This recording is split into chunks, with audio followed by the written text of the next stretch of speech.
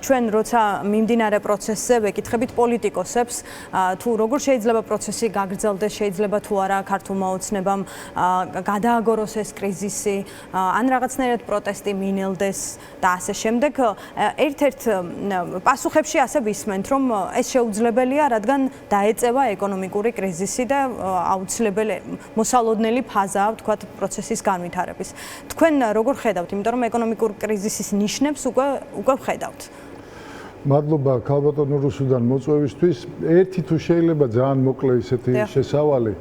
იცით რა არის გუშინ ძალიან ისეთი გულისტკივილით ვადევნებდით და მე მგონი მთელი საზოგადოება იმ სასამართლო პროცესებს, რომელიც გუშინ დღეს მიმდინარეობს და ფაქტიურად უმეტესი წილი ჩვენი შვილების თაობა არიან წარმოდგენილი სასამართლოზე. ნუ რა გითხრათ, სრული დამსხრევა იმ იმედების, რაც ჰქონდა ამ დამოუკიდებლობის აღდგენის დღიდან 33 წელი, რომ ჩვენ წინ მივდივართ, ევროპული გზა არის შეუქცევადი და ნახეთ რა მოხდა, აღმოჩნდა რომ ჩვენ დღეს ხელში არაფერი არ აქვს, გარდა ხალხის ნებისა. იმ ხალხის, ვინც რუსთაველზე დგას, არ არსებობს სასამართლო და გუშინდელი მაგალითი სწორედ გამართული პროცესისა არის ძალიან, მე ვიტყოდი, მკაფიო მაგალითი ამისა.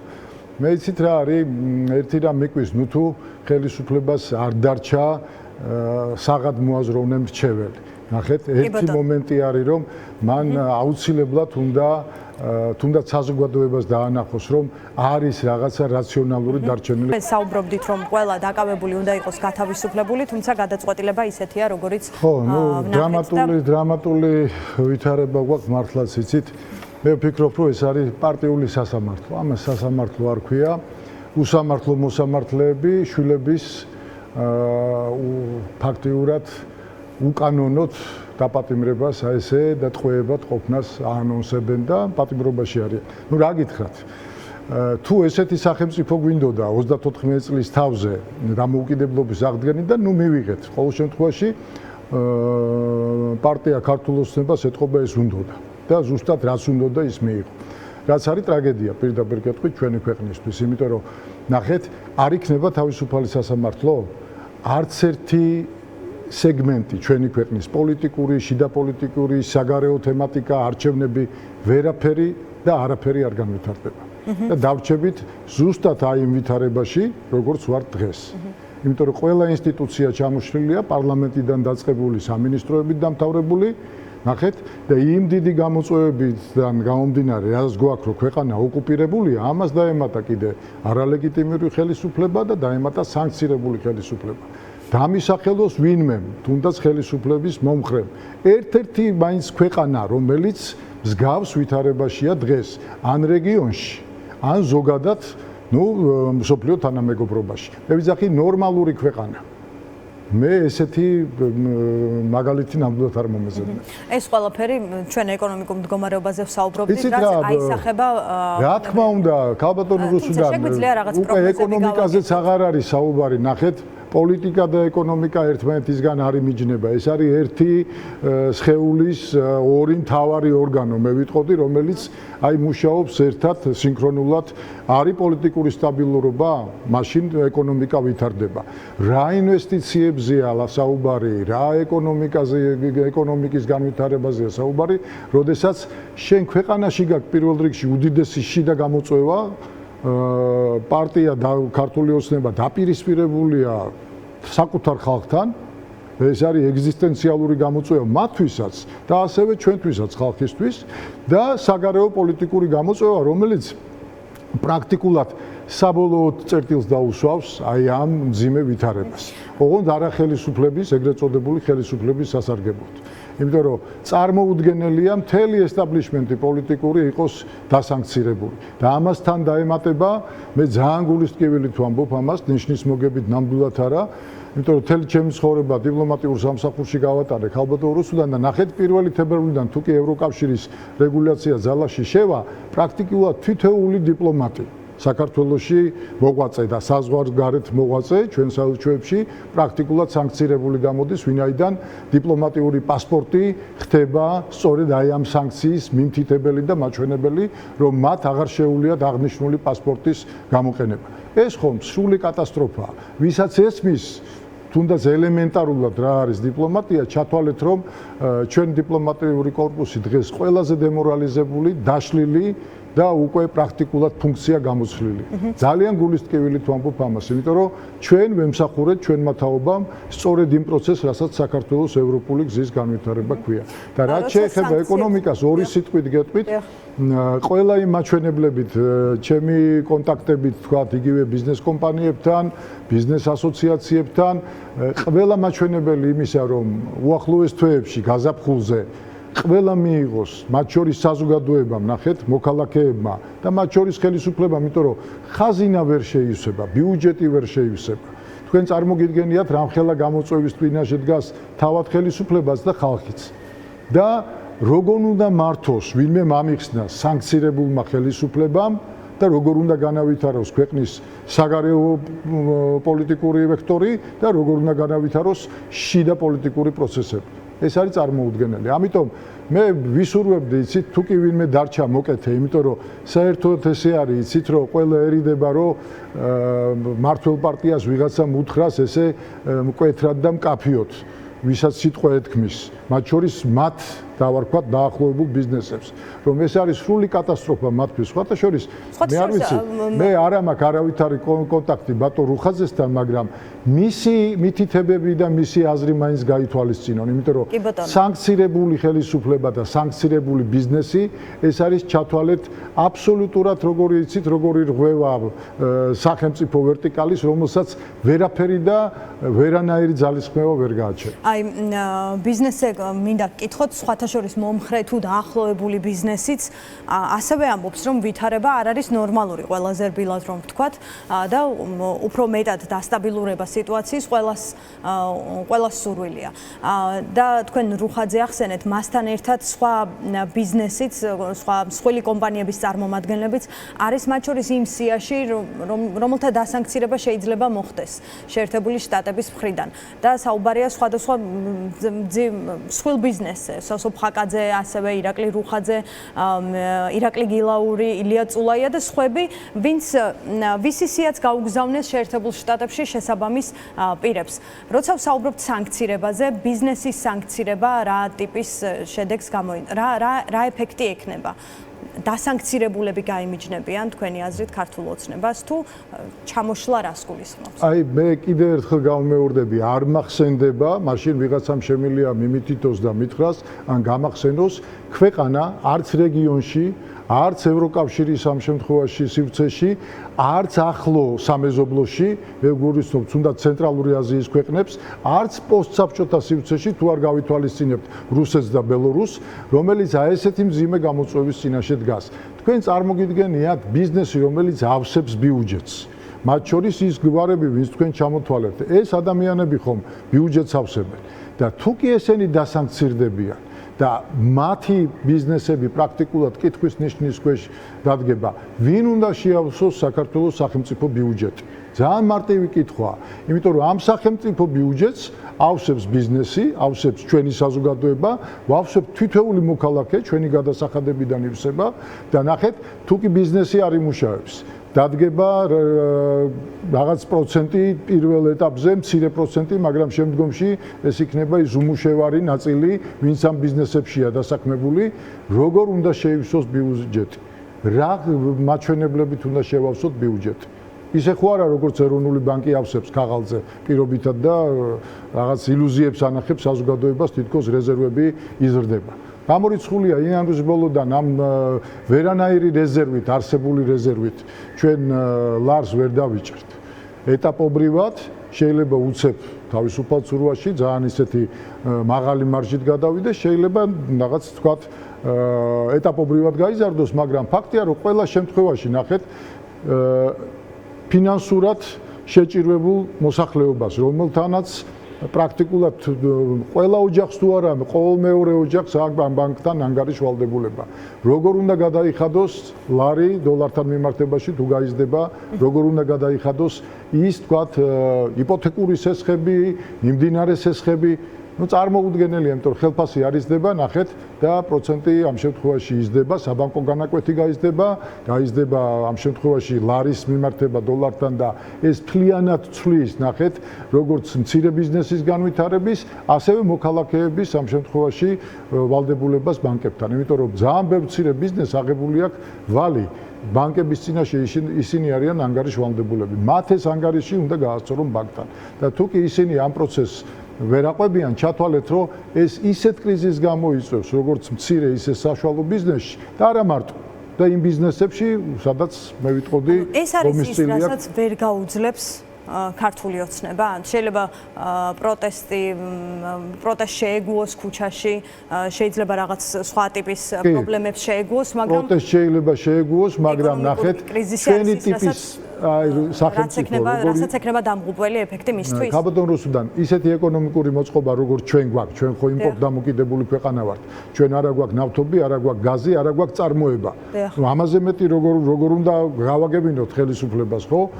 და მართლ პარტიას, რომ ადრე თუ გვიან ეს ისეთ დიდ ეკონომიკურ კოლაფს შექმნის, რომ ამას ქართული ოცნება კი არა. მნიშვნელოვნად მოაზროვნე ისეთი გუნდი რო იყოს. და სამწუხაროდ ესეთი გუნდი ნამდვილად არ არის, იმიტომ რომ არც პროფესიული, არც მორალური, არც ზნეობრივი მიდგომებით ისინი არ არიან დონეზე. ამაზე ორი აზრი არ მაქვს. მე ყოველ შემთხვევაში ესე ვფიქრობ. ამიტომ გამორიცხულია, რომ ეს ვითარება ესე გაგრძელდეს თვეების მანძილზე. და თუ კი გაგრძელდება, ნახეთ, შეიძლება ხალხის პროტესტის იგნორი. კი ბატონო, მე შეიძლება დაგეთანხმოთ, რომ შეიძლება ეს მოხდეს, მაგრამ ეკონომიკურ იგნორს ვერ გავუკეთებ, იმიტომ რომ სახელმწიფოს ოპერირებისთვის, მართვისთვის ჭირდება ბიუჯეტი. ჭირდება ბიუჯეტი, რომელიც იქნება ცარიელი. ამას ის ბიზნესები, რომლებიც იქნებიან ამ შემთხვევაში დასანქცირებელი და თუნდაც არ იყვნენ დასანქცირებული. ნახეთ როგორ არის ეს ხო მოქმედებს ყველა პარტნიორთან თანამშრომლობას. ვინ დაგვრჩა პარტნიორი, ვინმე მომიხსნას. ევროპელები აღარ ყავს პარტნიორებად, არა? მე გულისხმობ თუნდაც ბიზნეს პარტნიორებად, იმიტომ რომ თუ კი რამ დარჩა მცირე რაოდენობით ევროპული ბიზნესი, ის უკვე იფიქრობს, რომ რეგიონში, სომხეთში, აზერბაიჯანში, თურქეთში, ცენტრალურ აზიაში გადაიტანოს თავისი ბიზნესები. და არა საქართველოში, სადაც ესეთი პოლიტიკური, მე ვიტყოდი, გაუგებარი ვითარება. და არ არის განჭრეტადი ვითარება, რა იქნება, ვინმე იტყვის ორ თვეში რა იქნება ქვეყანაში? დღეს ვერავინ ვერ იტყვის, ვერც ქართული ოცნება ვერ იტყვის. რა იქნება ორი თვის განმავლობაში. როგორ შეეძლო ქართულ ოცნებას დაემშვიდებინა ბიზნესი, როცა მას შეხვდა მთავრობის ადმინისტრაციაში და სადაც ასევე მისი მასთან დაახლოებული ბიზნესიდანაც მოისმინა კრიტიკული მოსაზრება. იცით რა, მე არ ვიცი რა მოისმინა, ერთი სიუჟეტი ვნახე და სახეები მეტყველებენ რა.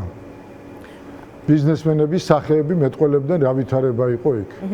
რითი უნდა დამშვიდდნენ უბრალოდ რომ დასანქცირებული ბიზნესმენი, რომელიც არის ფაქტიურად კეთროვანი ბიზნესმენი, რაიმეს გააკეთებს და ვინმესთან რაიმე ბიზნეს განავითარებს, ამ ბიზნეს პროექტს განავითარებს, ეს ხო წარმოუდგენელია რაიმეს გაკეთება. იცით რა, თუ თითოეული მათგანი ობიექტურად, გულახდილად და არ შეეშინდება იმ პოზიციის დაფიქსირების, რომ მართლა იცით ნახე რა არის ეროვნული ინტერესები დაიცვას და მიაწოდოს, თქვათ, ეს იქნება პრემიერ-მინისტრი თუ ბატონი ივანიშვილი, რომ უთხრას, რომ ვერ დაეხმარებიან ვერც სახელმწიფოს და ვერც მმართველ პარტიას, მაშინ ჩათვალეთ, რომ შესაძლებელია კიდე რაღაც ну არ ვიცი, რაღაც გონიერების, რაღაც მარცვალი გაჩნდეს. აი მე მახსოვს თქვენს ინტერვიუს ვუსმინე კიდევ ერთხელ, დეკემბრის ბოლოს ჰქონდათ BMG-ზე თელარა გელანდიასთან და მაშინ როცა ამ შეხვედრას, ბიზნესთან შეხვედრაზე საუბრობდით, ამბობდით, რომ ბიზნესთან შეხვედრის ნაცვლად ქართულ ოცნებას ჯობს შეხვდეს პრეზიდენტს სალომე ზურაბიშვილს და ფიქრობდით, რომ დიალოგით უნდა გასულიყო ფონს პოლიტიკური პროცესი. დღეს როგორ ფიქრობთ? დღეს საუბრის რესურსი თითქმის აღარ არსებობს, ფაქტობრივად არ არსებობს. ხო, ქაბატონ რუსუდან რა არის ხელისუფლების დანიშნულება? მით უმეტეს ესეთ მძიმე გამოწვევების და ვითარების ფონზე, რომ მან დიალოგი აწარმოოს თავის მოსახლეობასთან, თავის ხალხთან და რა თქმა უნდა, თქვენ ახსენეთ პრეზიდენტი ქალბატონ სალომე ზურაბიშვილთან, რომელიც არის ერთადერთი პოლიტიკური ამ შემთხვევაში ფიგურა, რომელსაც შეუძლია კომუნიკაცია, თან მართებული და სწორი კომუნიკაცია დასავლეთთან, ჩვენ ევროპელ პარტნიორებთან და ამერიკელებთან. და ამაზე მეტი გზავნილი რაღა უნდა იყოს.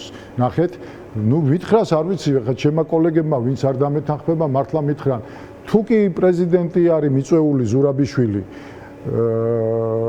ამერიკის პრეზიდენტის ინაუგურაციაზე, მაშინ რასთან გვაქვს საქმე? ხო უნდა შევხედოთ, თქვათ, რაღაც ისე ფართო ჭრილში, რომ ამერიკელები არაპირებენ არავითარ დათმობაზე წასვლას. ეს ხო ამის მაჩვენებელია, ძალიან მკაფიო მაჩვენებელია. რატო არავინ არ ესწრება ინაუგურაციას? დავარქვათ, აღარ მინდა ამდენი დე-ფაქტო ეგრეთ წოდებული ხელისუფლებიდან რატო არავინ არ ესწრება? რა ხდება, რა პროცესია? თუ ამდენი არ ესმით, ეხა არ მგონია რომ ესეთი უნიჭოები იყვნენ, რომ მათ არ ესმოდეს ეს რა ხდება. ეს უბრალოდ ელემენტარულად პირველ კურსელ სტუდენტს, ვინც საერთაშორისო ურთიერთობებზე სწავლობს, ისიც კი მიხვდება, რომ გამოუვალ საგარეო პოლიტიკურ ჩიხში ვართ. და ნახეთ როგორ არის, რაც არ უნდა ვიძახოთ ჩვენ, რომ იცით რა, დაუცადოთ 20 იანვარს, იქნება რაღაც ხელისუფლების ნარატივი ეს არის, რომ 20 იანვრის მერე შეიცვლება. არაფერი არ შეიცვლება. თქვენ ფიქრობთ, რომ არჩეული პრეზიდენტის ადმინისტრაციასთან ეს საკითხები არ თანხმდება? წარმოუდგენელია ეს. ამერიკა არის სწორედ ამიტომ ვიძახი სამაგალითო და საჩვენებელი ქვეყანა, რომელიც თავის ეროვნული და პოლიტიკური ინტერესების ირგვლივ აერთიანებს როგორც დემოკრატებს, ასევე რესპუბლიკელებს. ამიტომ ეს არ არის რაღაც ერთპარტიული გადაწყვეტილება, რომ მიიწვიეს ზურაბიშვილი და არ მიიწვიეს არავინ, თქვათ, არსებული ხელისუფლების მხრიდან. ეს არის სწორედ ის გადაწყვეტილება, რომელსაც ტრამპის ადმინისტრაცია სამომავლოდ გაატარებს. ამიტომ მე კიდე ერთ ჩიხში შევდივართ. 20 იანვრის მერე რა იქნება? თებერვალში რა იქნება? ჩვენ ტრამპს უცხადებთ მაშინ ბრძოლას, ხელისუფლება. ჩვენ არა, ხალხი ნამდვილად არა. მე ძალიან დიდი იმედი მაქვს, რომ ტრამპი გაატარებს სწორედ იმ პოლიტიკას, რომელსაც რეგულარულად, თანმიმდევრულად ამერიკის შეერთებული შტატები ატარებს თავისი სტრატეგიის შესაბამისად. ამიტომ მე ვფიქრობ, რომ შედეგი იქნება ძალიან მძიმე და იქიდან უკვე მართლა როგორ არის გამოსავალი არსებული ხელისუფლებისთვის, მე წარმოუდგენლად მიმაჩნია. თუ კი შედეგი მძიმეა, შეიძლება ითქვას საზოგადოების იმ ნაწილის სასარგებლოდ რომ გადაწყდეს ყველაფერი, ვინც 45 დღეა უკვე რუსთაველის გამზირზე დგას, ზიანი, რომელსაც ახლა უკვე იღებს თუნდაც ეკონომიკურად ქვეყანა, იქნება გამოუსწორებელი, გამარჯვებული ამ პროცესიდან ვერ გამოვა ვერავინ? ვერავინ. მართლა ვერავინ ვერ გამოვა, იმიტომ რომ ის რაც არის დე-ფაქტო ხელისუფლების წარმომადგენლებიც ხო, ეს ხო ერთი საზოგადოება ვართ, ხო, ჩვენი ქვეყნის მოქალაქეები არიან. როგორ არ მინდა წარმოვიდგინო, რომ მათ უნდათ რომ ყველაფერი ისე, ნახეთ, ზედმიწევნით კეთდება ისე ყველაფერი, როგორც რუსეთის საგარეო დოქტრინას და მათ ინტერესებშია. სწორედ ესეთი საქართველო ჭირდებათ, ნახეთ, გარიყული ამერიკელებისგან, გარიყული ევროპელებისგან, სანქცირებული მთავრობა, არაღიარებული მთავრობა, ოკუპირებული ტერიტორიებით და დასუსტებული ეკონომიკა ჩამოშლილი. მე გეტყვით 33 წლის მანძილზე, მიუხედავად იმისა, რომ სამხედრო გადატრიალება მოაწყვეს 91 წელს და ეროვნული მთავრობა დაამხეს რუსებმა, ქართველების ხელით, ისევ ქართველების მეშვეობით, 2008 წელს ჩვენი ტერიტორიები დაიპყრეს და ოკუპაცია მოახდინეს ხელმეორედ და პრაქტიკულად აღიარეს ეგრეთ წოდებული აფხაზეთი და ცხინვალის რეგიონი.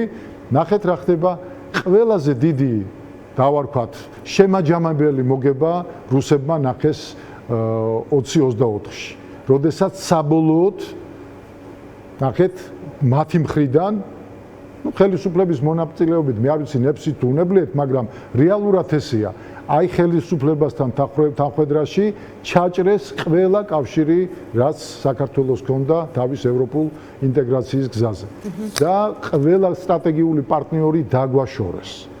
მაგრამ მერწმუნეთ, როდესაც ხელისუფლება შეიცვლება, ამის აღდგენა ძალიან მოკლე პერიოდში იქნება შესაძლებელი, 2-3 თვეში. სწორედ აი ამაშია ნახეთ ფუნდამენტალური იდეა ჩადებული ამერიკელებში და ევროპაში, ევროკავშირში, რომ მათ ძალიან კარგად ესმით როგორ ვითარდება რეგიონში საქართველო. საქართველო რომელიც იყო მედროშე და დღეს ნახეთ როგორი ვითარება, მე მიხარია რომ აზერბაიჯანიც ვითარდება. რა თქმა უნდა, რეგიონში უნდა იყოს სწორედ ესეთი პოლიტიკური, ეკონომიკური ძლიერი პარტნიორები უნდა ყავდეს და სომხეთი, რომელიც იყო რუსეთზე მიბმული სახელმწიფო, ამას თვითონ სომხებიც აღიარებენ, დღეს ხდება ერთ-ერთი, ნახეთ, სერიოზული და მნიშვნელოვანი მოთამაშე ევროპასთან მიმართებაში და ამერიკულ თემასთან მიმართებაში და ჩვენ დავიკარგეთ. ნახეთ, პოლიტიკურ რუკაზე, რეგიონის რუკაზე დავიკარგეთ, იმიტომ რომ ვერც ერთ ჩვენ პარტნიორთან სამწუხაროდ ვერც რეგიონში არ გვაქვს ის სამაგალითო ურთიერთობა რაც უნდა გქონდეს. ამიტომ სრული პოლიტიკური კოლაფსი. აი ესეთი შედეგია დღეს მიღებული ნებსით უნებლიეთ ეგრეთ წოდებული ხელისუფლების მხრიდან.